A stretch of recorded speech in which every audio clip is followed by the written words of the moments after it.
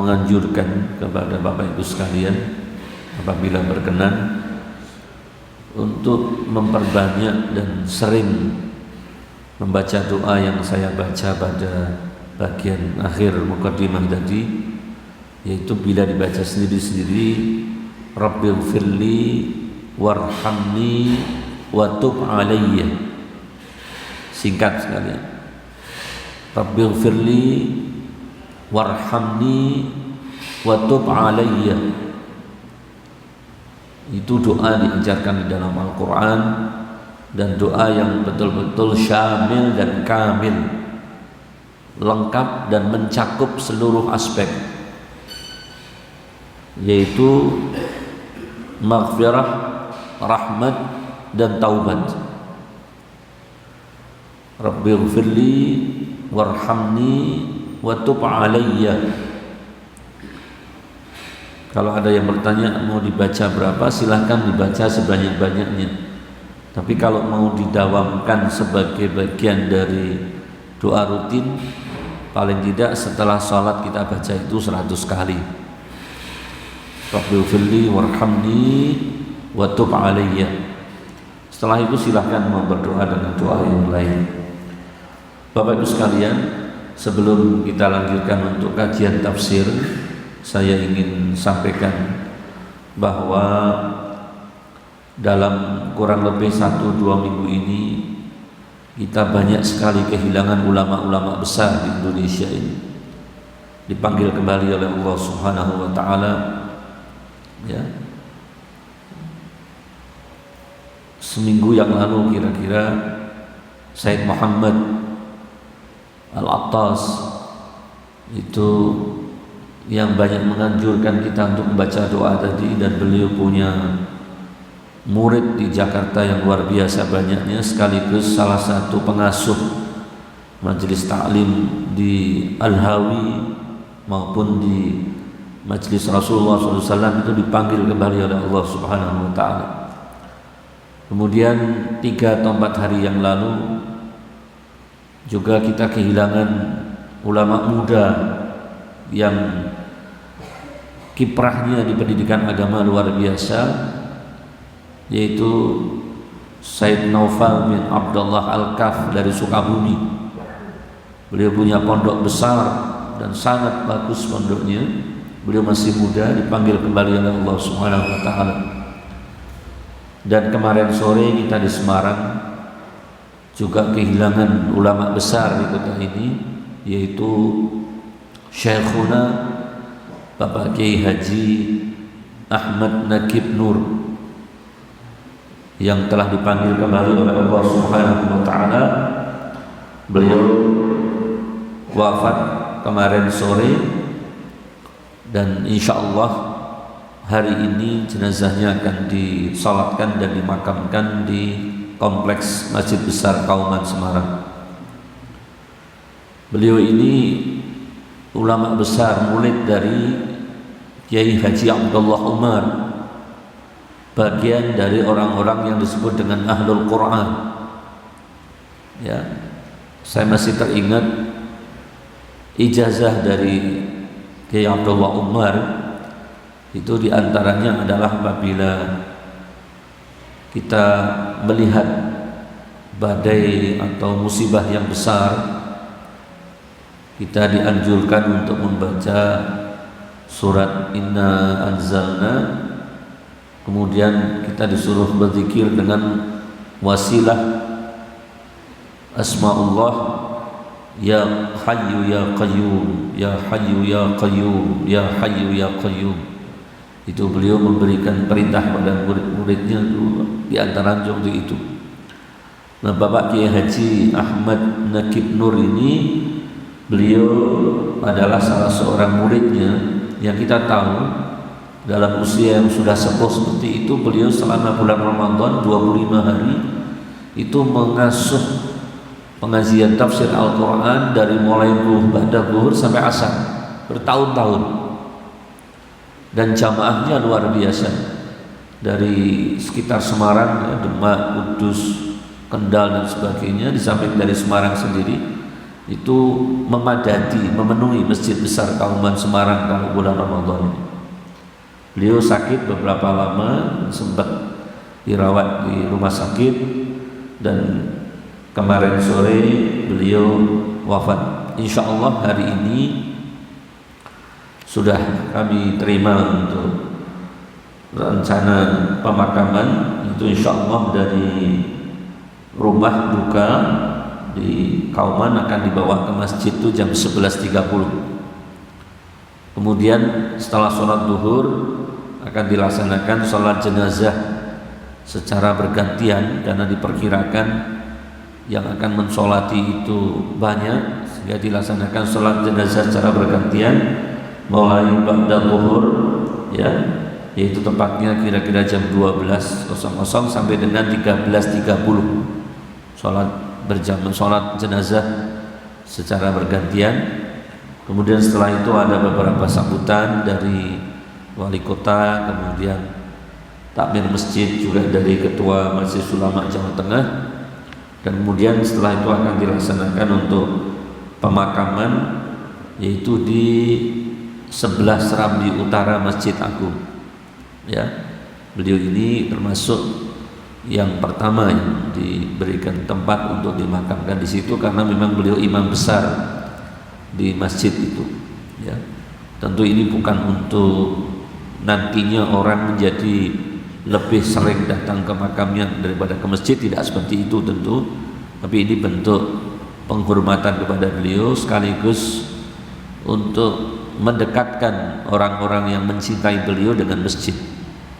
Jadi mudah-mudahan Allah Subhanahu wa taala menerima seluruh amal salehnya, mengampuni segala dosa-dosanya, menempatkannya di tempat yang termulia di sisinya, dan mudah-mudahan kita tidak diberikan fitnah oleh Allah dengan meninggalnya beliau, dan kita akan diganti oleh Allah dengan orang-orang saleh, ulama-ulama yang lain. Dan yang berkesempatan untuk bisa bertakziah, lebih baik atau saya anjurkan untuk bertakziah, karena seorang ulama mengatakan man lam yahzan bi mautil alim fahuwa munafik. Orang yang tidak sedih, tidak merasa sedih dengan kematian seorang alim, maka dia adalah orang munafik. Ini qaulul ulama, man lam yahzan bi mautil alim fahuwa munafiq. Maka mestinya kalau kita mendengar ada ulama dimanapun di muka bumi ini, ulama akhirat, ya, ulama ahlul Quran, bukan ulama su' yang meninggal dunia, kita selayaknya menunjukkan kesedihan kita. Dan memang sekalian, di dalam hadis Rasulullah SAW menyatakan bahwa salah satu tanda dekatnya hari kiamat itu Allah akan mencabut ilmu dari muka bumi ini. Tapi la yanzi'uhu intiza'an. Cara Allah mencabut ilmu itu tidak kemudian seluruh ilmu diangkat oleh Allah SWT, tapi Allah panggil kembali satu persatu para ulama itu. Satu persatu dipanggil kembali. Dan di Jawa Tengah ini, ya, sejak wafatnya beliau Bapak Kiai Haji Mbah Maimun Zubair, itu kita banyak kehilangan ulama-ulama besar yang memang memiliki sifat zuhud dan wara'. Baiklah sekalian, kita lanjutkan untuk kajian tafsir ini. Kita akan masih pada ayat yang ke-7, dan insyaallah kita akan masuk ayat yang ke-8. Ayat yang ke-7, alladzi khalaqaka fasawwaka fa'adalak fi ayyi suratin ma syaa rakkabak. Pada ayat 7 ini Allah Subhanahu wa taala paparkan kepada kita tidak 3 hal, yaitu al-khalqu, penciptaan, at-taswiyah, penyempurnaan, dan al-adlu, penyeimbangan. Artinya Allah telah menciptakan kita, menyempurnakan penciptaan kita, dan menciptakan kita dalam keadaan seimbang. Allah menciptakan kita, menyempurnakan penciptaan kita, dan menciptakan kita dalam keadaan seimbang. Kalau kita perhatikan sekalian, tiga hal itu semuanya itu berkaitan dengan tauhid rububiyah. Tauhid rububiyah. Bab tauhid itu ada dua. Ada tauhid rububiyah, ada tauhid uluhiyah. Tauhid rububiyah itu tauhid pengesaan Allah yang berkaitan dengan penciptaan, berkaitan dengan sifat Allah sebagai Sang Maha Pencipta. Dalam hal tauhid rububiyah ini tidak ada satu makhluk pun yang bisa mengelak untuk mengakui bahwa Allah itu punya sifat rububiyah. Bahkan di dalam Al-Quran, iblis itu mengakui tauhid rububiyah. Karena iblis mengatakan dalam Al-Quran, khalaqtani min nar, engkau ciptakan aku. Artinya iblis mengakui bahwa Allah yang menciptakannya dari api. Dalam ayat yang lain dalam Al-Quran, Allah juga terangkan, seandainya orang-orang kafir itu, orang-orang musyrik, orang-orang kafir itu ditanya siapa yang menciptakan langit dan bumi, mereka akan menjawab khalaqahunnallah atau khalaqahunnal aziz. Mereka akan menjawab yang menciptakan itu adalah Allah Subhanahu wa ta'ala. Ini artinya sebenarnya tidak mungkin ada makhluk manusia atau siapapun itu yang mengelak untuk mengakui bahwa yang menciptakannya itu adalah Allah Subhanahu wa ta'ala. Nah, pada surat ini sebagaimana juga pada surat yang lalu yang sudah kita kaji, misalnya pada surat An-Naba, ketika Allah ingin meyakinkan, Allah ingin menunjukkan bagaimana seharusnya manusia itu beriman kepada Allah Ta'ala, Allah terangkan tentang penciptaan hal-hal yang ada di alam ini. Wa anzalna minal mu'sirati ma'an sajjaja, kami turunkan dari awan air yang deras. Wa anzalna minal mu'sirati ma'an sajjaja linukhrija bihi habban wa nabata wa jannatin alfafa. Berikutnya dikatakan juga wa hadaiqa ghulba wa inaban wa qalba wa zaitunan wa nakhla. Semua yang diciptakan oleh Allah di alam ini dikemukakan oleh Allah kepada manusia supaya manusia beriman kepada Allah Ta'ala ini. Nah, lalu persoalannya, kalau tidak ada makhluk yang bisa mengelak untuk mengakui bahwa yang menciptakan segalanya ini adalah Allah, persoalannya mengapa ini diungkap lagi oleh Allah Subhanahu wa ta'ala? Ini untuk menunjukkan sekali lagi bahwa tidak berimannya manusia, tidak bertauhidnya manusia kepada Allah Subhanahu wa ta'ala itu bukan karena kurang sempurnanya Allah di dalam menciptakan manusia dan alam wujud ini. Maka diterangkan di situ, alladzi khalaqaka fasawwaka fa'adalak. Allah tidak kemukakan yang lain dulu, kemukakan sesuatu yang semua manusia tidak bisa menolak, mesti mengakui Allah yang menciptakannya, Allah yang menyempurnakan penciptaannya, dan Allah yang menjadikan penciptaannya itu menjadi seimbang, harmonis. Mari sudah kita kaji contoh-contoh sekalian sampai pada fasawwaka, Allah menyempurnakan penciptaan kita. Ya, sering saya kemukakan sebagai contoh bukti Allah menyempurnakan ciptaan kita ini. Maksudnya semua yang ada pada manusia secara fisik dan fisiologis itu diciptakan oleh Allah untuk membuat manusia itu mendapatkan kemudahan dalam hidup, untuk menjadikan manusia itu menjadi mudah menjalani hidup. Contoh, lihat jari tangan kita ini, melekat dalam satu tangan, dimiliki oleh satu orang, tapi panjang setiap jari ini berbeda. Seandainya Allah bukan berarti menciptakan ini asal berbeda saja panjangnya, tidak. Seandainya oleh Allah diciptakan panjangnya sama, Allah mampu kuasa. Tetapi kita tidak bisa bayangkan bagaimana kita akan mengambil makanan kalau panjang jari kita ini semuanya sama.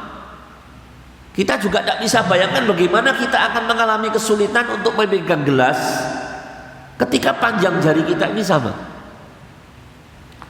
Bahkan sekalian, lebih dari itu, bukan hanya fisiknya, fungsinya juga demikian. Ketika objek yang mau diambil itu hanya sebutir nasi, siapa yang memberikan instruksi kepada jari-jari ini agar yang bekerja cuma jari telunjuk dengan jempol saja? Kenapa tidak 5 jari mengambil sebuah nasi? Ini fungsinya.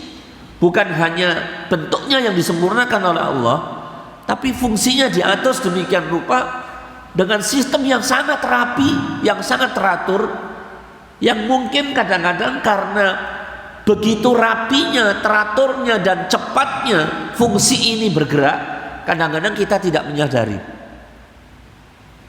Ini di tangan sekalian. Kita tidak bisa bayangkan sekalian, kalau lubang hidung ini oleh Allah diciptakan menghadap ke atas atau ke depan, yang kalau dilihat secara logika, kalau dia menghadap ke depan itu udara masuk akan lebih banyak. Tapi seandainya hidung kita lubangnya dihadapkan ke atas atau ke depan, mungkin dalam setiap 1 menit kita akan tersedak. Kita akan tersedak setiap 1 menit itu, karena udara yang masuk melebihi kemampuan paru-paru untuk menerima udara, masukan udara tadi ini. Fasawwaka. Jadi itu baru tangan sekalian, belum mata, yang sebagian ulama mengatakan di sekitar mata ini ada 140 sendi atau bagian dari mata yang namanya macam-macam itu, yang membuat cahaya yang masuk kepada mata itu dapat ditangkap sehingga mata itu bisa melihat objek. Dan posisi mata itu diatur oleh Allah sedemikian rupa, retinanya dan segala macam, supaya ketika objek itu ditangkap, manusia bisa melihat objek itu dalam bentuk yang sebenarnya, yang aslinya. Sekali-kali mencoba sekalian, turunkan kepala kita sampai ke bawah lutut, lalu melihat ke atas. Barang-barang yang kita lihat itu akan berbeda tampilannya, tampakannya dengan ketika lihat dalam keadaan biasa begini. Alangkah susahnya kita hidup ketika mata ini oleh Allah tidak dibuat sedemikian rupa sehingga objek atau cahaya yang masuk itu bisa memudahkan kita melihat ini. Telinga ini baru yang ada di dalam satu kepala, telinga. Kita hanya melihatnya, memegang telinga begitu. Tapi bagi orang yang memiliki ilmu, mengkaji, mentadaburi ciptaan-ciptaan Allah ini, atau kita yang tidak punya ilmu tapi mau mempelajari, membaca buku, ternyata di dalam telinga itu terdapat puluhan bagian yang membuat besarnya disable, satuan suara itu, disable suara itu menjadi toleran untuk diterima di telinga kita. Ada alat, semacam alat kontrol yang memberikan toleransi berapa disebel suara itu yang bisa masuk dengan suara yang tidak merusak kepekaan telinga kita ini. Siapa yang menciptakan itu? Belum lagi sekalian di mulut ini, kita tahu ada berapa macam gigi. Ada gigi apa? Geraham. Ada gigi Siapa yang pernah pesan sebelum ciptakan? Pesan dulu. Kita diciptakan oleh Allah dibekali dengan macam-macam gigi yang membuat kita mudah untuk hidup, mudah untuk mengunyah makanan ini. Seandainya satu gigi kita saja lepas, lalu diberi gigi, maaf ini, gajah atau sapi yang lebih kuat, itu bukan membuat kita malah mudah mencerna makanan, tapi menyulitkan makanan ini. Demikian sebaliknya makhluk yang lain kalau diberi gigi manusia, mereka tidak tepat. Siapa yang mengatur pertumbuhan gigi di mulut kita dan di mulut makhluk-makhluk yang lain yang diciptakan oleh Allah Subhanahu wa taala? Bahkan para ulama mengkaji lamanya waktu makanan itu dikunyah di dalam perut, di dalam mulut, itu mempengaruhi tepat dan tidaknya, lancar dan tidaknya keluarnya enzim di dalam perut itu yang membuat makanan itu bisa melunak. Kita hanya melihatnya ludah, begitu makanan itu masuk, luar biasa. Bahkan diteliti oleh seorang ahli dari Prancis, kenapa Rasulullah Muhammad SAW itu menganjurkan makan dengan tangan. Ternyata interaksi tangan dengan makanan yang dipegang itu mengeluarkan zat-zat yang membantu pencernaan di dalam perut ini. Maka Rasulullah makan dengan tangan begitu. Luar biasa sekalian ini. Gerak tangan, gerak kaki, gerak telinga. Bahkan kalau kita lihat, maaf sekalian ini, rambut. Bagaimana Allah menyempurnakan kita, membuat kita seimbang itu. Tumbuhnya di satu tempat, tapi yang di atas ini dengan yang di sini kecepatan tumbuhnya, panjangnya berbeda. Siapa yang masang alat di kepala kita?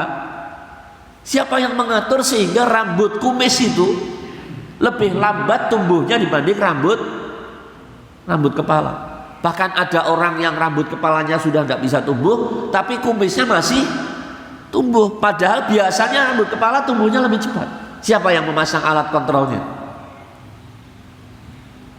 Belum lagi kalau kita lihat sekalian itu secara fisik dari luar, apalagi kalau kita lihat yang di dalam.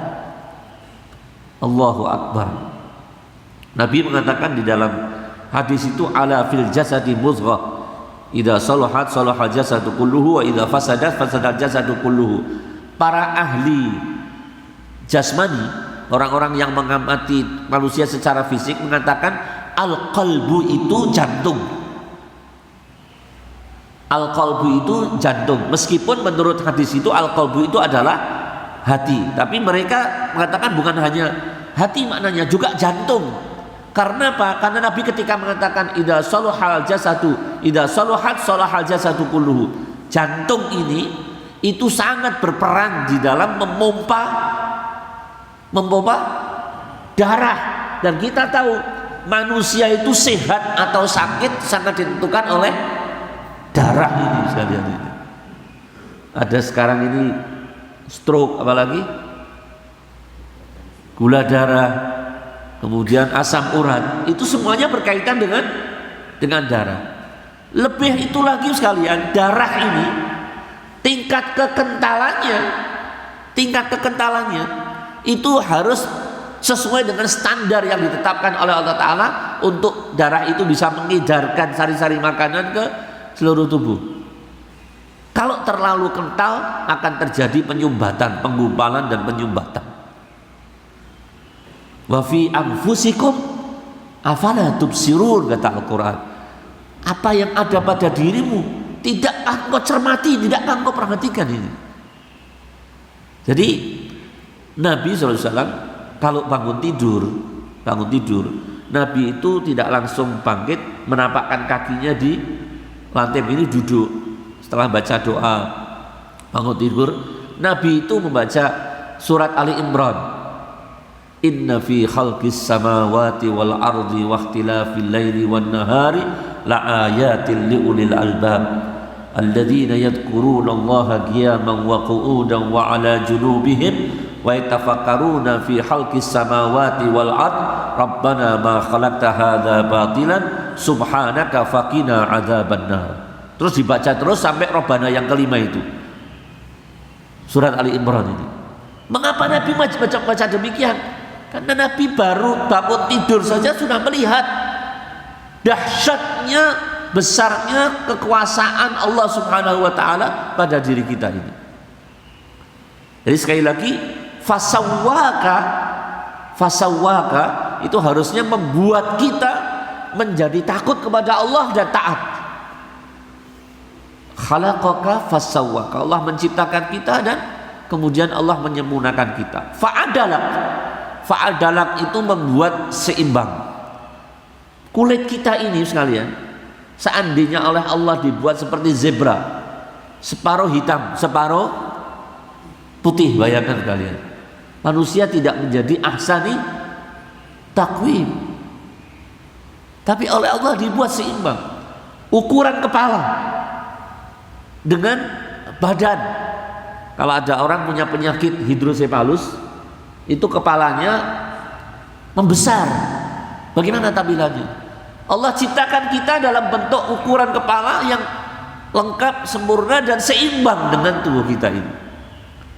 Bahkan panjang kaki kanan dan kiri, panjang tangan kanan dan kiri diatur oleh Allah Subhanahu wa taala menjadi seimbang yang luar biasa ini. Fa'adalak. Sebab al-adlu, kata al-adlu itu bukan sama. Orang mengartikan adil.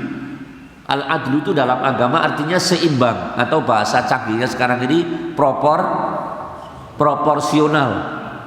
Proporsional. Allah menciptakan semuanya dalam keadaan yang proporsional. Saya pernah sampaikan ke antum ini. Setiap hari kita ini menghirup udara atau oksigen. Kadar oksigen yang kita hirup itu oleh Allah Subhanahu wa taala dibuat sesuai dengan kondisi tubuh kita, sehingga tidak membuat kita panas, dingin atau tersedak. Siapa yang mengatur kadar oksigen dibuat oleh Allah sedemikian rupa sehingga menjadi layak untuk kebutuhan kehidupan manusia ini? Belum kalau kita bicara air yang di luar kita ini. Maka sekali lagi, seharusnya manusia itu tidak pantas, tidak wajar menentang Allah Subhanahu wa taala. Manusia itu tidak wajar maksiat, karena diberikan oleh Allah Subhanahu wa taala dari sisi ciptaan saja luar biasa semacam itu. Bahkan pada ayat yang ke-8 Allah sebutkan lagi sifatnya yang membuat kita tidak pantas untuk maksiat tadi ini. Fi ayyi suratin ma syaa rakkabak. Ya. Artinya dalam bentuk apa saja yang dia kehendaki, dia menyusunmu. Mengapa dikatakan di sini tidak mengatakan fi ayyi suratin ma syaa rakkabak, bukan khalaqak, bukan menciptakan, tapi menyusunmu. Manusia itu sekalian, perkembangannya dari mulai sperma, zigot sampai menjadi janin itu diatur oleh Allah Subhanahu wa taala, mana yang diciptakan dulu, mana yang belakangan.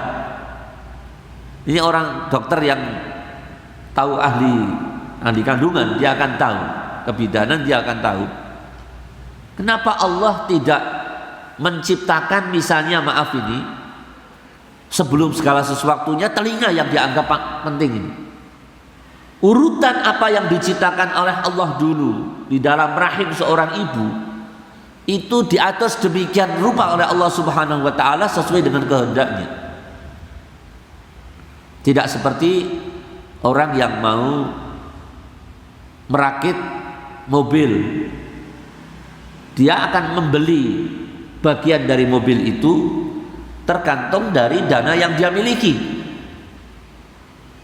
Dia mungkin akan beli rodanya dulu, bannya dulu kalau dia akan merakit mobil sepeda lah misalnya, karena menurut dia sepeda itu harganya yang paling terjangkau roda, dia beli roda dulu.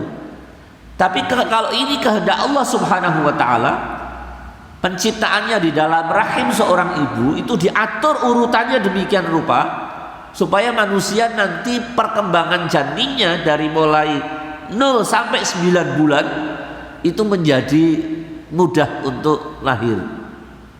Belum lagi pada posisi bayinya, umur 2 bulan begini, 4 bulan begini, 7 bulan begini.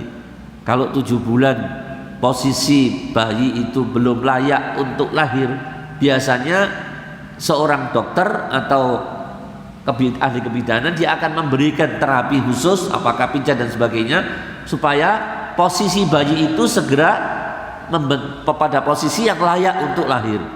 Bayi lahir itu apa dulu? Kepala itu diatur begitu. Maka ada istilah namanya nyungsang. Kalau terjadi begitu ditertibkan dulu. Supaya apa? Supaya kembali kepada apa yang dikehendaki oleh Allah Subhanahu wa taala. Bahkan ada yang sampai harus dengan sesam. Jadi sekali lagi Allah Subhanahu wa taala menyusun kejadian-kejadian itu satu demi satu, ya, menciptakannya sebagaimana disebutkan di dalam surat At-Tin, laqad khalaqnal insana fi ahsani taqwim. Manusia diciptakan dengan satu tangan pun masih disebut dengan ahsanut taqwim. Karena ahsanut taqwim itu tidak semata-mata kesempurnaan fisik, tapi juga kesempurnaan fungsi-fungsi dari fisik tadi itu. Banyak manusia diciptakan oleh Allah hanya dengan satu tangan, tapi dia bisa menjalani hidup lebih produktif ketimbang orang yang memiliki dua tangan ini. Dan masih banyak sekalian hal-hal yang dikemukakan oleh para ulama, sampai-sampai seorang mufassir, ya, dari Mesir, Imam Tantawi, beliau mengatakan, qala ba'dul ulama inna khalqal insan ala hadhihi surah al-jamilah as-sawiyah al-mu'tadilah. Beliau mengatakan bahwa penciptaan manusia dalam bentuk yang indah, yang sempurna, yang seimbang, yang bentuknya itu betul-betul sempurna untuk menjalankan fungsi-fungsi dan tugas-tugasnya dalam hidup, amrun yastahiqqut tadabbur tawil. Ini adalah satu perkara, satu hal yang membutuhkan pencermatan yang panjang, tafakkur, tadabbur. Kita perlu sekalian. Mungkin begitu kita minum, kita lihat jari kita, lalu kita bisa alhamdulillah, Rabbana ma khalaqta hadza batilan. Tidak hanya kita minum merasa hilang hausnya, tapi kita bersyukur, ya Allah, Engkau mudahkan tanganku bisa mengangkat gelas ini sampai kepada bibir ini untuk aku minum ini. Wasyukrul amik, di samping perlu ditadaburi citaan-citaan tadi, itu juga perlu disyukuri. Nah, ini kita yang kurang sekalian. Manusia itu memang zaluman jahula, yang dipandang itu selalu duit dan materi. Tidak pernah memandang dirinya sendiri, tidak pernah memandang bagaimana Allah menciptakannya.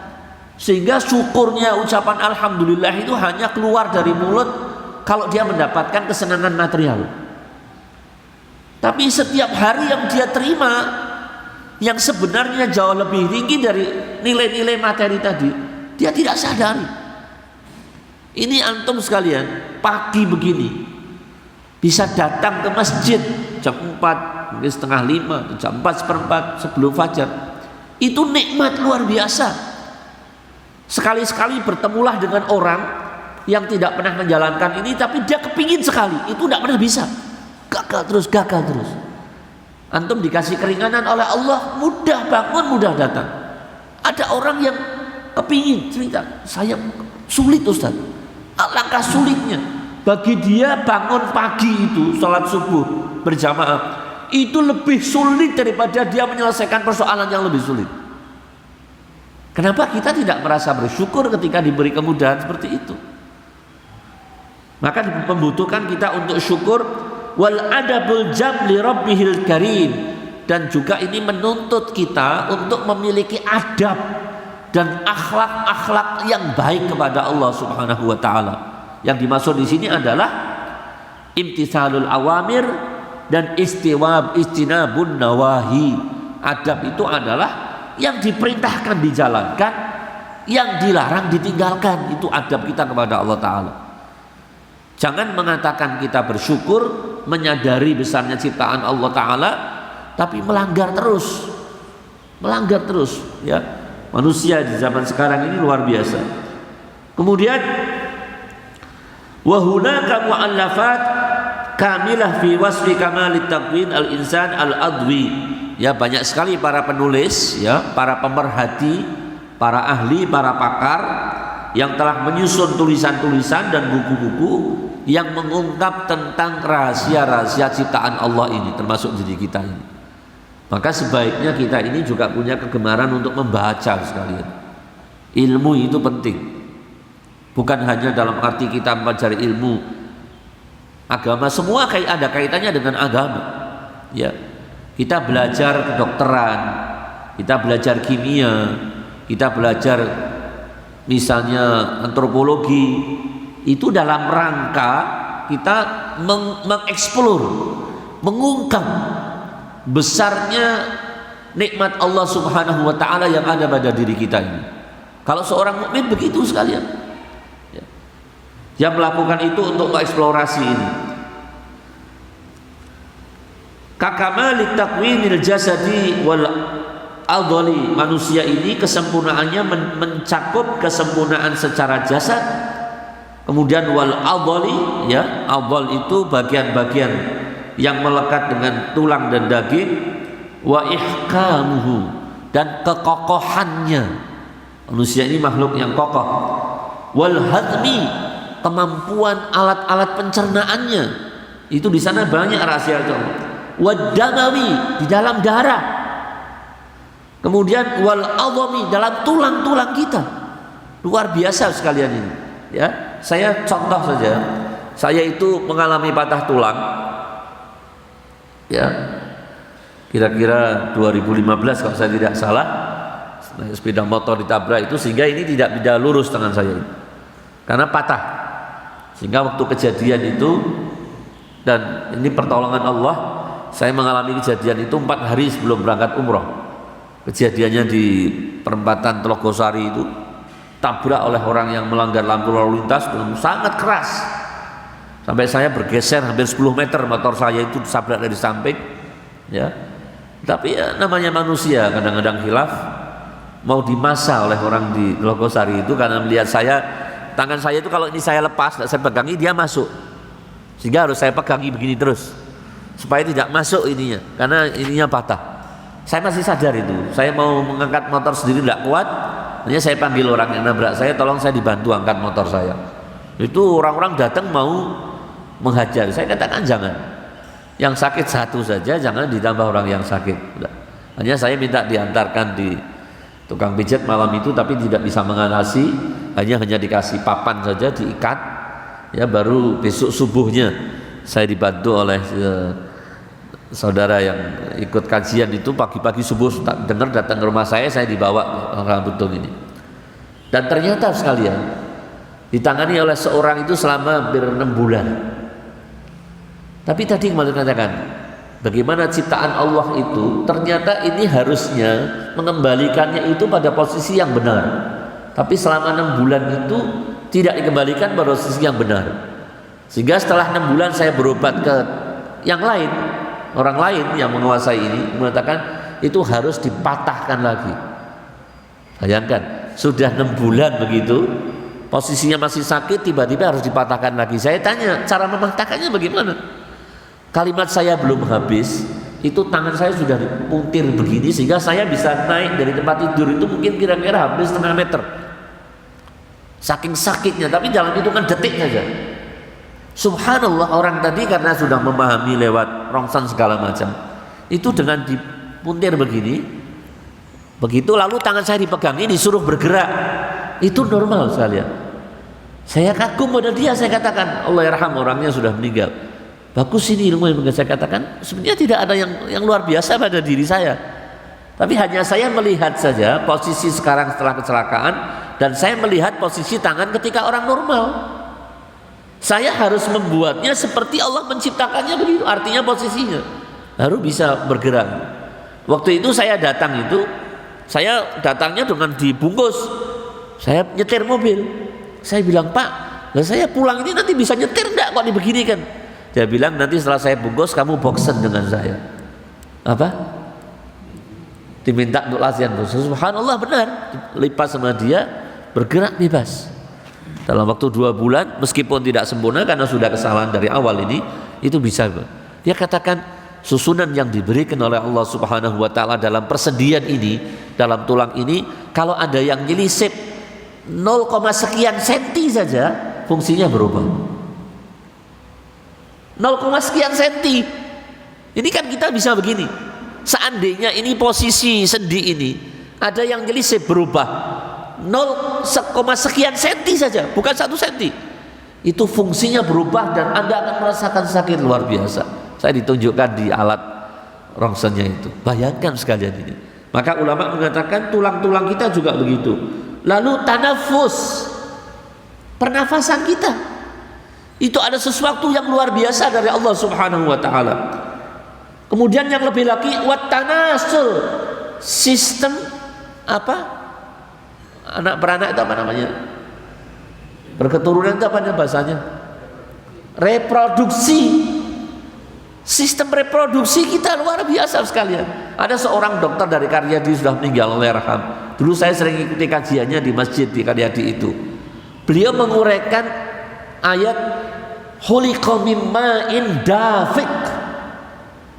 Menguraikan tentang dafiq, kata dafiq. Dafiq itu artinya memancar. Beliau menguraikan dengan tabel yang lengkap bahwa syarat terjadinya pembuahan itu kekuatan pancaran sperma itu harus mencapai sekian. Diuraikan sama dia. Kata dafiq, kalau tidak dafiq, maknya tidak dafiq, spermanya tidak punya sifat dafiq, tidak jadi pembuahan. Khuliqa mim ma'in dafiq. Tidak hanya mengatakan mim ma'in, tapi dafiq. Dan diuraikan oleh beliau karena beliau tahu betul dafiq itu adalah ukuran kekuatan keluarnya sperma ketika mau terjadi pembuahan. Kalau tidak, meskipun spermanya sehat dan segala macam, tidak bisa. Itulah maka orang-orang laki-laki pada usia tertentu itu dia sulit sudah tidak punya keturunan.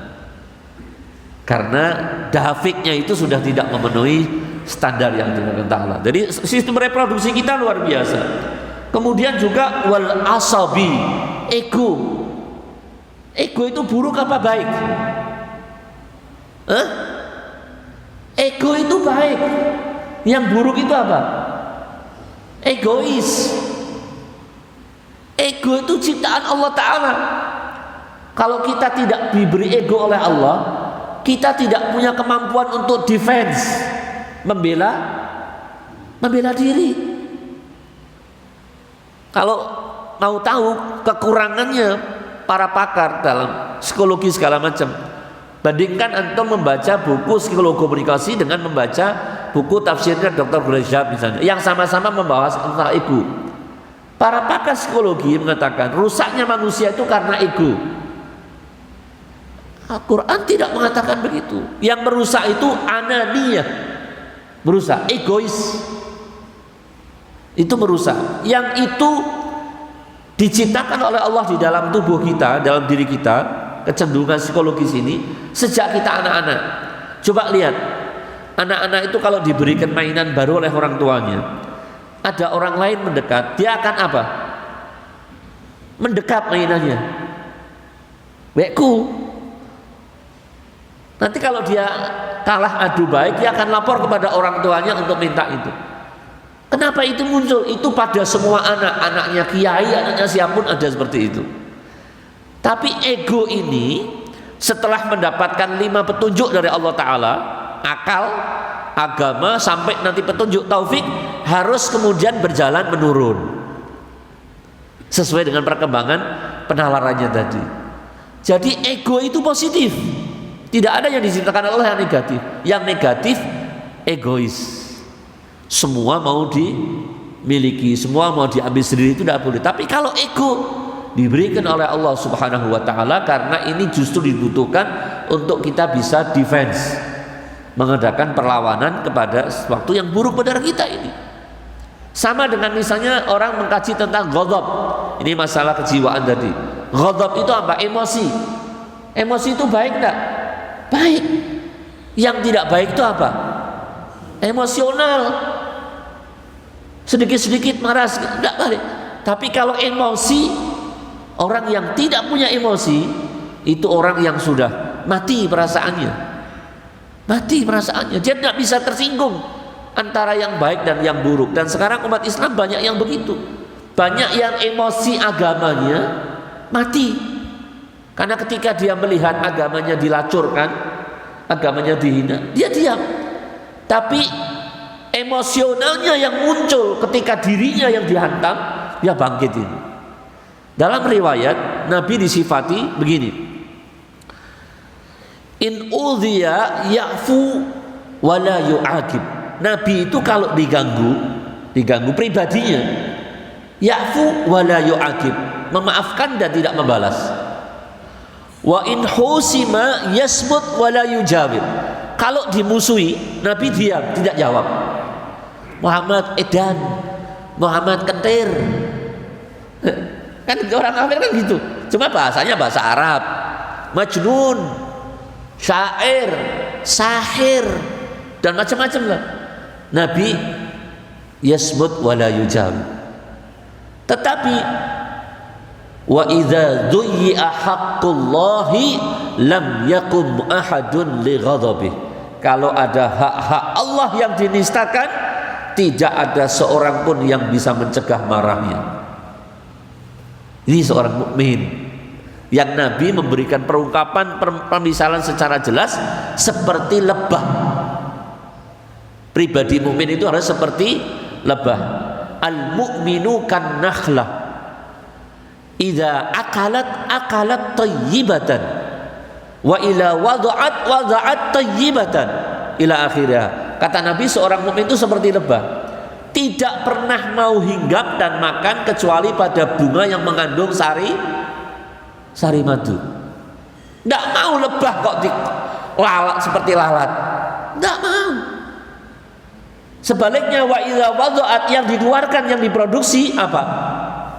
Madu. Artinya seorang mukmin harus ambil yang baik, keluarkan yang baik. Tetapi yang ketiga, kata Nabi, lebah itu, jangan sekali-kali Anda mengganggu lebah, karena dia tidak akan membiarkan Anda pergi sebelum Anda disengat itu. Orang mukmin itu begitu sekali. Orang mukmin kok Al-Quran dilecehkan, tidak apa-apa. Masjidnya tidak apa-apa. Lah ini apa-apa ini? Kita dikatakan begitu terus kan? Tidak bisa. Agamanya terantam, misalnya mau orang menyebarkan paham baru, ada komunisme segala macam, Anda apa-apa. Tidak bisa begitu. Kalau agama yang disentuh, kata Nabi, lam yakum ahadun li ghadabi, tidak ada seorang pun yang bisa mencegah marahnya. Ini yang berkaitan dengan hal-hal yang sifatnya psikologis ini.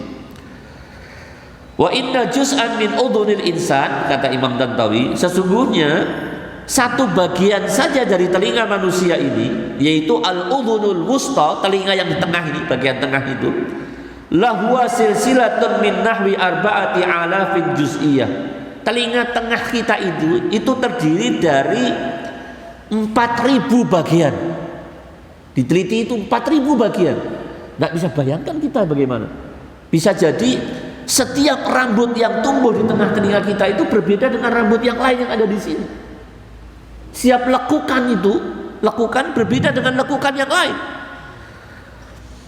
Yang 4.000 bagian itu sifatnya daqiqah muaqqadah, sangat detail, terperinci, dan tidak sia-sia, semuanya berguna. Tidak ada yang sia-sia ini. Kemudian disebutkan lagi wa markazu hasatul ibsar, pusat penglihatan kita di mata fil ain allati tahwi ala mi'ah wa salatina milyunan min mustaqbilatil dhaw. Di mata kita ini terdapat sebanyak, perhatikan ini sekalian, 130 juta saraf. 130 juta saraf. Yang itu disebutkan di sini min mustaqbilatil dhaw. Itu adalah perangkat-perangkat untuk menangkap cahaya. Sehingga kalau seperti saya ini mungkin sudah tidak 130, fungsinya sudah berkurang.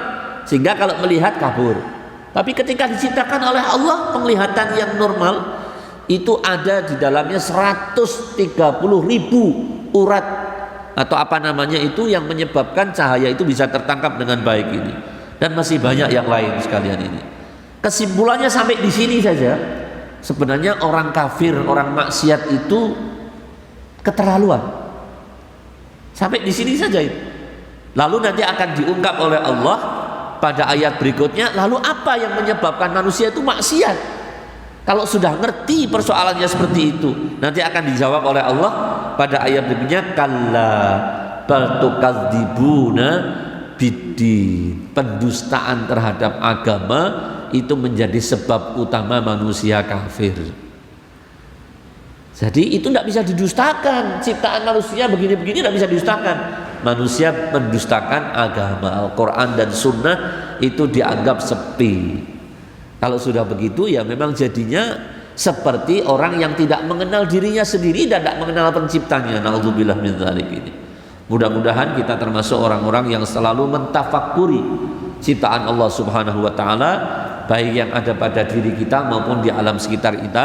Dan mari nanti perjalanan kita dari masjid ke rumah, kita lihat alam sekitar kita ini. Ketika melihat hijaunya dedaunan, ketika melihat buah mulai muncul, mulutnya jangan diam. Lalu kita ucapkan Rabbana ma khalaqta hadza batilan subhanaka faqina adzabannar. Mudah-mudahan bermanfaat. Ja'alana Allah wa iyyakum minal ladzina yastami'una al-qawla fayattabi'una ahsanah. Allahumma ij'al jam'ana hadza jam'an marhuma waj'al tafarruqana min ba'di tafarruqan ma'suma. Wa sallallahu ala sayyidina Muhammadin wa alihi wa sahbihi wa sallam. Walhamdulillahi rabbil alamin wal afa minkum. Assalamualaikum warahmatullahi taala wabarakatuh.